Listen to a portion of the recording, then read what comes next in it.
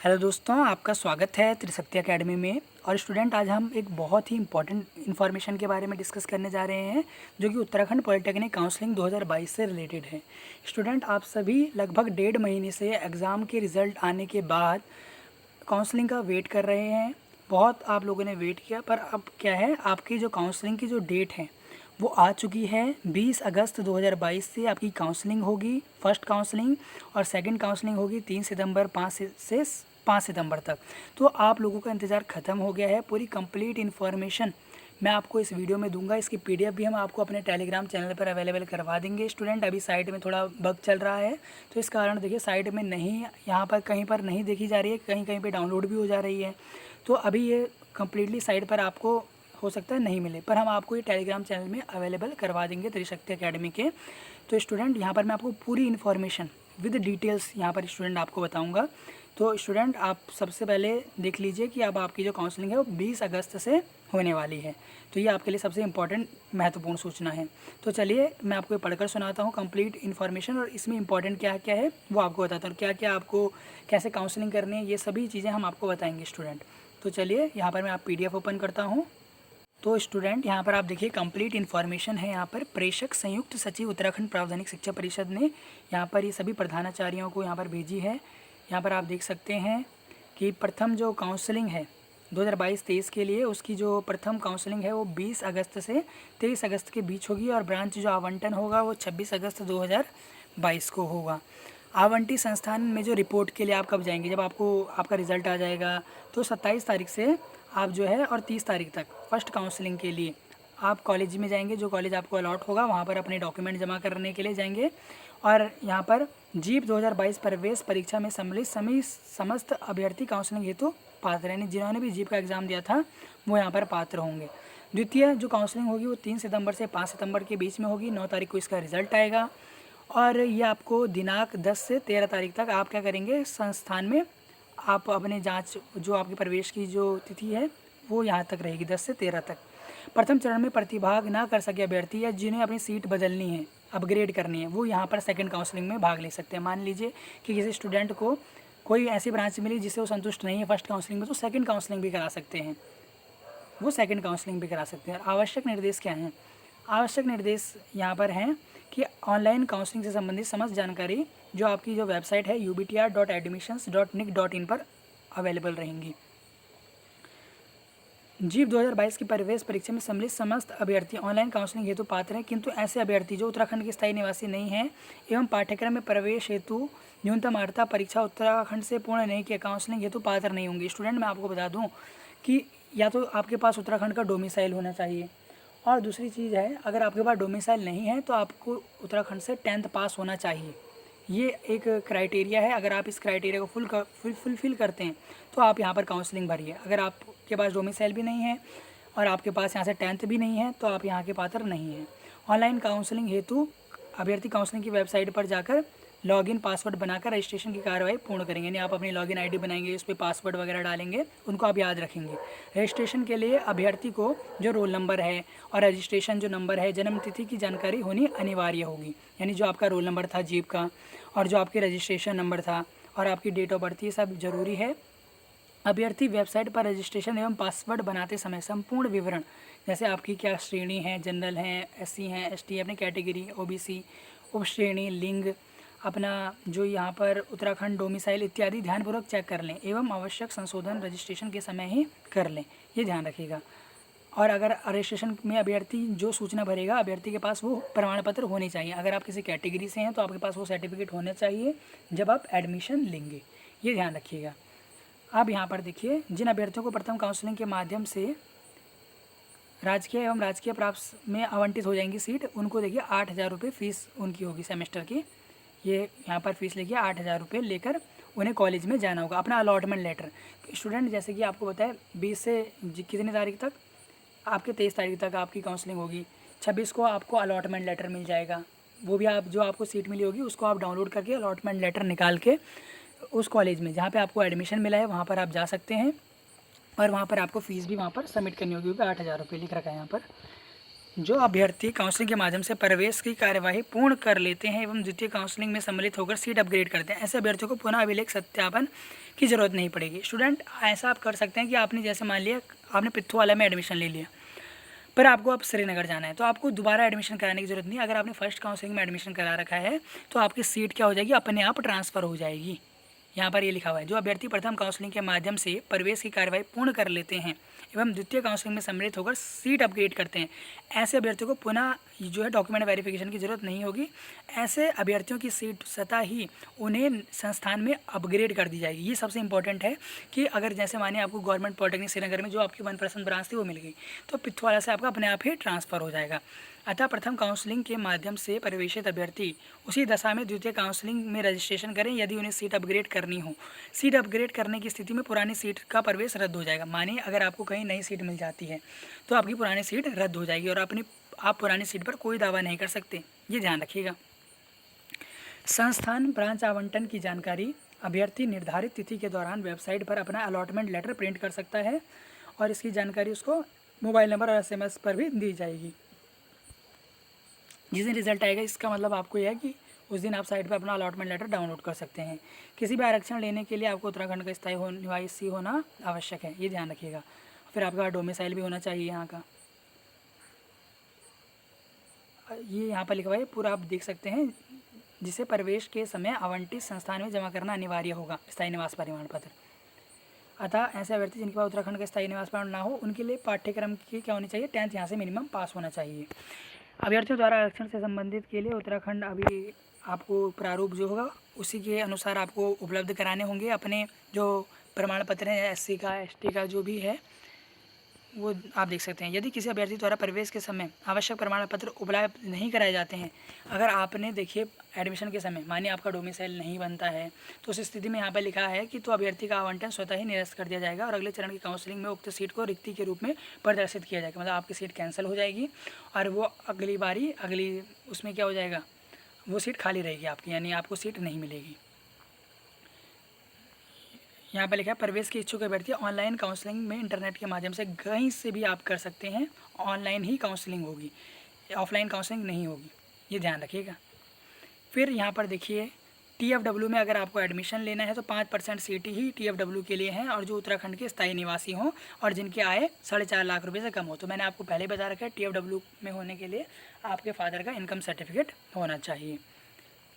छात्र online counselling से संबंधित समय समय पर जारी जो इन्फॉर्मेशन है वो UBTR की साइट पर आ जाएगी। ये जो आपको साइट दे रखी है वहाँ पर आ जाएगी। कॉल सेंटर के भी यहाँ पर 2 नंबर दिए हैं कि कई बार क्या होता है कि साइट आप में कोई बग आ जाता है, साइट नहीं चलती है, तो फिर आप क्या कर सकते हैं, इन 2 नंबर पे कॉल करके सभी इन्फॉर्मेशन क्या कर सकते हैं, पूछ सकते हैं इनसे, और ईमेल भी कर सकते हैं इस वेबसाइट पर। अभ्यर्थी को सलाह दी जाती है कि वेबसाइट पर अपना रजिस्ट्रेशन कर प्रवेश इच्छुक संस्थान ब्रांच चॉइस भर सकते हैं एवं भरे हुए विकल्पों को प्रिंट आउट आप कर सकते हैं। मानिए जैसे कि आपने जितने 20 तारीख को आपने काउंसलिंग की तो आपने कितने कॉलेज भरे हैं उसका आप प्रिंट आउट ले लें, जिससे आपको पता चले कि आपने ये कॉलेज भरे थे और आपको ये कॉलेज मिला, उसका आप प्रिंट करा सकते हैं। विकल्प भरते समय अभ्यर्थी सुनिश्चित कर लें कि विकल्पों का चयन करते समय किसी के दबाव में विकल्प ना भरें। अपनी जो आपको ब्रांच चाहिए उस हिसाब से आप भरें। लॉगिन ID और पासवर्ड किसी का साझा ना करें। लेटरल एंट्री के माध्यम से द्वितीय वर्ष, ये लेटरल एंट्री के लिए इंपॉर्टेंट है, जो ग्रुप A का जिन्होंने पेपर दिया हो कि प्रवेश परीक्षा में सम्मिलित समस्त ITI उत्तीर्ण रैंकधारी यह सुनिश्चित कर लें कि अभ्यर्थी जिस ब्रांच में प्रवेश के इच्छुक हैं वो उससे संबंधित ITI ट्रेड में उत्तीर्ण है अथवा नहीं। यानी मानिए अगर आपको किसी ब्रांच में एडमिशन चाहिए तो आपको उसी ब्रांच में ITI का उत्तीर्ण है या नहीं ये आप सुनिश्चित कर लें। इस संदर्भ में अभ्यर्थी काउंसलिंग के विकल्प में भरने के लिए विवरण पुस्तिका का अवलोकन अवश्य करें। जो आपकी जीप जो आपकी ब्राउचर है उसको पढ़ लें और ये सब आप ध्यान रखिएगा। EWS में भी आपको 10% का आरक्षण दिया जाएगा, पर उसके लिए क्या होना चाहिए, 12 जुलाई 2019 के माध्यम से आर्थिक रूप से कमजोर वर्ग के अभ्यर्थियों के लिए डिप्लोमा स्तरीय पाठ्यक्रमों में 10% आरक्षण का दिया गया है और आप EWS में भी सीट भर सकते हैं। ये 8,000 रुपये मैंने बता दिया। अगर आपका एडमिशन हो जाता है तो 8,000 रुपये आपको कॉलेज में फ़ीस जमा करनी होगी, जो 1 साल की होती है लगभग, और इसमें ट्यूशन फ़ीस भी अलग पड़ती है 5-6 हज़ार रुपये, ये ध्यान रखिएगा। ऐसे अभ्यर्थी प्रथम काउंसलिंग के माध्यम से प्रवेश की कार्रवाई पूर्ण कर सकते हैं। और दूसरे मैंने आपको बता दिया कि अगर आपकी सीट अगर आपको ट्रांसफ़र करानी हो तो यही चीज़ यहाँ पर लिखी हुई है दोबारा।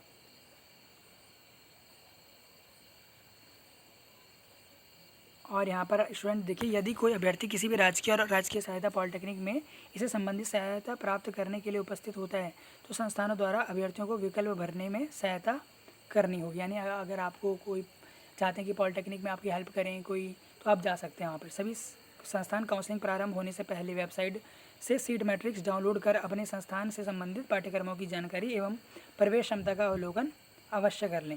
किसी भी तरह की भिन्नता होने पर परिषद को सूचित करने का कष्ट करें। स्टूडेंट यहाँ पर लिखा गया है कि कॉलेज सीट मैट्रिक्स जो है वो अभी साइट पर डालेंगे, 1-2 दिन में साइट पर आपको सीट मैट्रिक्स आ जाएगी, किस ब्रांच में कितनी सीट हैं, फिर आप उस हिसाब से काउंसलिंग फिल कर सकते हैं। काउंसलिंग के माध्यम से आपके संस्थान में प्रवेश के लिए उपस्थित अभ्यर्थियों की फ़ाइल तैयार की जाए। अंतिम काउंसलिंग के उपरांत उक्त फाइलें संबंधित संस्थानों को प्रेषित। ये तो कॉलेज के लिए है, इसमें आपको कोई वो नहीं है। यदि किसी अभ्यर्थी द्वारा स्थायी निवास प्रमाण पत्र, आरक्षण संबंधी कोई या उसका EWS certificate, TC, CC, character certificate पूर्व संस्थान में आवेदन किया है तो एवं इससे प्राप्त नहीं हुआ है तो ऐसे में अंडरटेकिंग लिखवाया जा सकता है। यानी अगर मानिए आपको नहीं दे रहे हैं, कुछ दिनों का समय मांग रहे हैं, तो वो अंडरटेकिंग आप लिख के देंगे कॉलेज को कि हम इतने दिन में इसको जमा करा लेंगे, तो ये अंडरटेकिंग होती है। संस्थान में लेटरल एंट्री पाठ्यक्रम के माध्यम से ITI के ऐसे अभ्यर्थी भी प्रवेश हेतु उपस्थित होते हैं जिनका अंतिम वर्ष का परीक्षा परिणाम घोषित नहीं होता है, उनसे भी वो लिखवा सकते हैं वो कि हम इतने तक जमा करा देंगे। ये सब आप पढ़ सकते हैं अंडरटेकिंग। तो ये इन्फॉर्मेशन है और यही इन्फॉर्मेशन है जो मैंने आपको बता दिया है।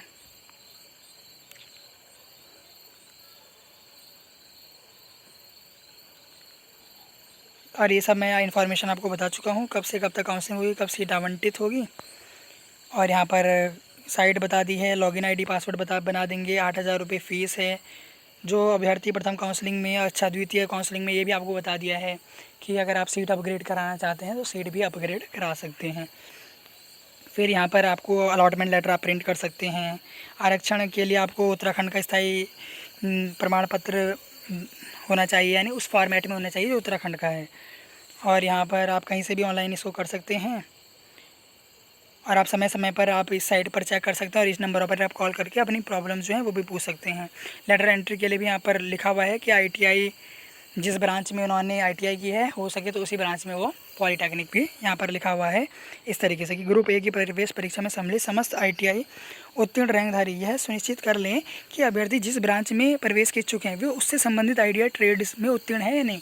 यानी आप मानिए अगर आप कोई मैकेनिकल में आप लेना चाहते हैं तो उसके हिसाब से आपकी ITI ट्रेड है या नहीं, ये आप चेक कर लें, क्योंकि फिर बाद में आपको कोई यहाँ पर प्रॉब्लम ना हो। इस तरीके से यहाँ पे लिखा हुआ है, तो ये आप पूरा इन्फॉर्मेशन पढ़ सकते हैं। मैंने आपको बहुत ही अच्छे से स्टूडेंट इसको पढ़कर बताया है। इसका जो पूरा कंप्लीट जो PDF है वो आपको टेलीग्राम चैनल पर मिल जाएगा। कोई भी क्वेरी हो तो आप कमेंट करें और आपको मैं अपना टेलीग्राम चैनल दिखा देता हूँ, वहाँ से आपको इसकी PDF मिल जाएगी।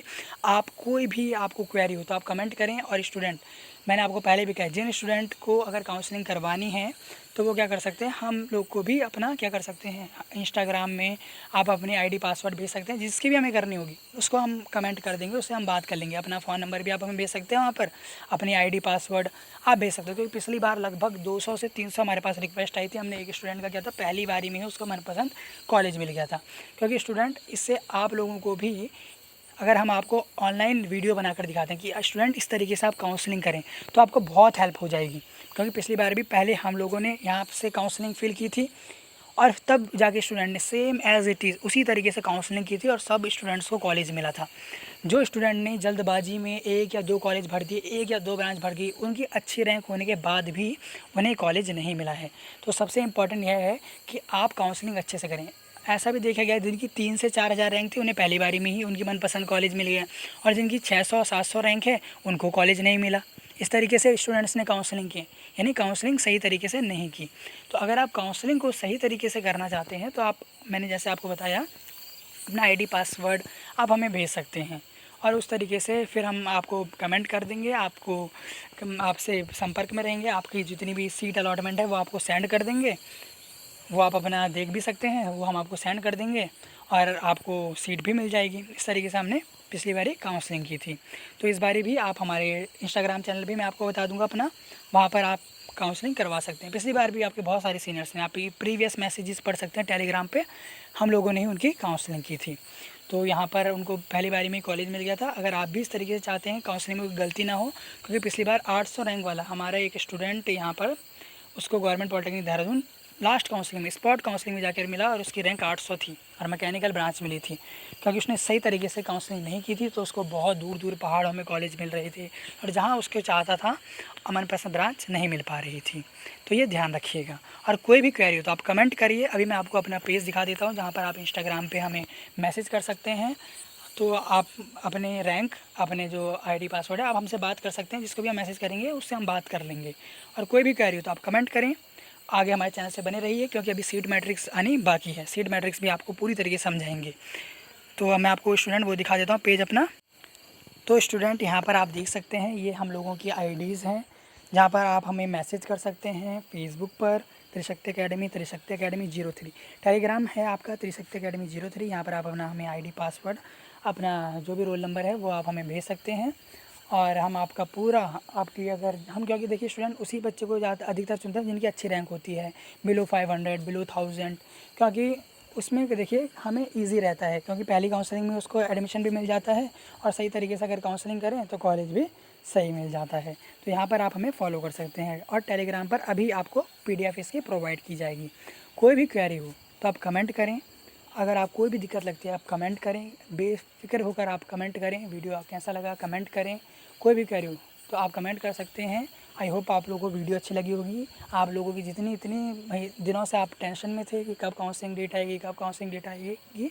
काउंसलिंग डेट आ चुकी है। इस बार नई ब्रांचेस भी ऐड हुई हैं, तो सीट मैट्रिक्स के लिए आप ज़रूर बने रहिए, क्योंकि नई ब्रांच ऐड हुई है तो इसलिए आपको सीट मैट्रिक्स जानना ज़रूरी है। सीट मैट्रिक्स जो बहुत जल्दी आएगी, तो इसके लिए आप हमारे साथ बने रहिए हमेशा। पॉलिटेक्निक जब तक आप यहाँ से पॉलिटेक्निक में एडमिशन छोड़ के नहीं जाएंगे तब तक आपको हमारा चैनल हेल्प करेगा। और कोई भी क्वेरी हो तो आप कमेंट करें। बहुत बहुत धन्यवाद student. All the best for the counselling.